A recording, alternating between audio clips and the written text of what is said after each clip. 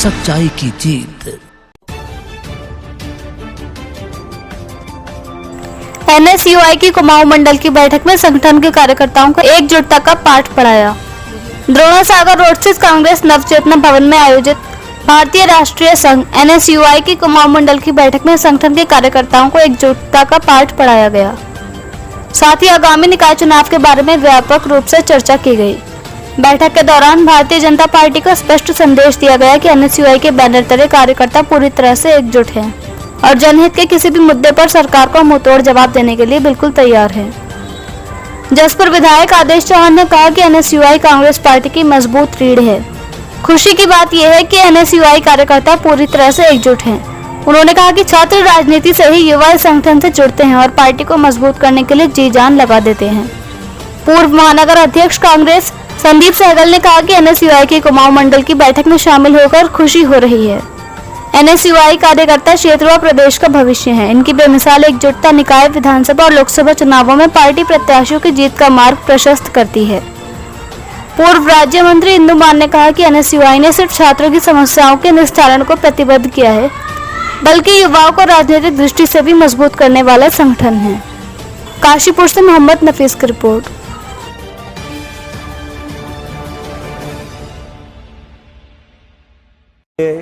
Congress party की पहली CD NSUI जो कॉलेजों से शुरू होती है और उसमें क्योंकि प्रदेश कार्यकारिणी की बैठक है युवाओं की, तो उनको संदेश देना चाहते हैं, एक तो एकता का और मजबूती का, क्योंकि पहली श्रेणी है, पढ़ाई के साथ राजनीति भी आप करेंगे तो हमारा देश मजबूत होगा। तो यही संदेश हम देने का प्रयास करेंगे।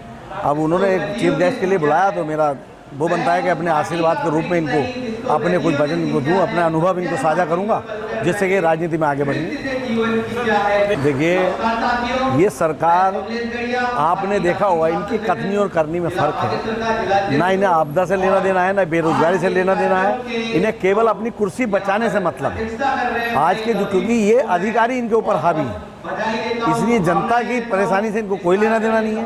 कोई वर्ग ऐसा नहीं है आज की तारीख में जो उत्तराखंड में या भारत में परेशान ना हो। लेकिन आपदा के लिए जो देखिए आपदा आ सकती है उसको कोई रोक नहीं सकता, लेकिन सरकार की जिम्मेदारी है कि जल्दी से जल्दी सुविधाएं पहुंचाए और जल्दी से सुविधाएं बहाल करे। ये हर सरकार की जिम्मेदारी होती है, लेकिन सरकार निष्क्रिय है, ये ऐसा करने में असफल है। सभा सत्र सरकारें नहीं चलाना चाह रही हैं। उसकी वजह है कि अगर सदन चलता है तो जनता के मुद्दे उठते हैं। अब जनता के मुद्दे उठेंगे तो अधिकारी भी उसमें फंसते हैं और मंत्री लोग भी फंसते हैं, सरकार भी घिरती है, क्योंकि सरकार जवाब देने से बचती है। अब हमारे जब सवाल जनता की बात हम उठा नहीं पाएंगे तो उनको जवाब देने से बच जाएंगे। जबकि कायदे में 60 दिन से अधिक साल में सदन चलना चाहिए, लेकिन मैं समझता हूँ एक साल में 15 से 20 दिन भी नहीं चलता।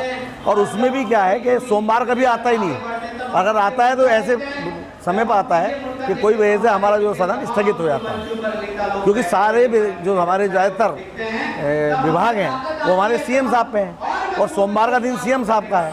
अगर सोमवार को हमारे प्रश्न लगे तो उनको जवाब देना होगा या संसदीय कार्य मंत्री देना होगा, उन विभागों की चर्चा ही नहीं होती। तो इन से बचने के लिए जनता के मुद्दों को ना उठा पाए सदन में विपक्ष, इसलिए सदन को नहीं चलाना चाहिए। ये कुछ हम अगर बोलें कि कुछ बिंदुओं पर चर्चा हो रही है तो ये कहना गलत होगा। ये हम पूरे प्रदेश स्तरीय बैठक NSUI की, भारतीय राष्ट्रीय छात्र संगठन की प्रदेश स्तरीय कुमाऊं मंडल की बैठक रखी है।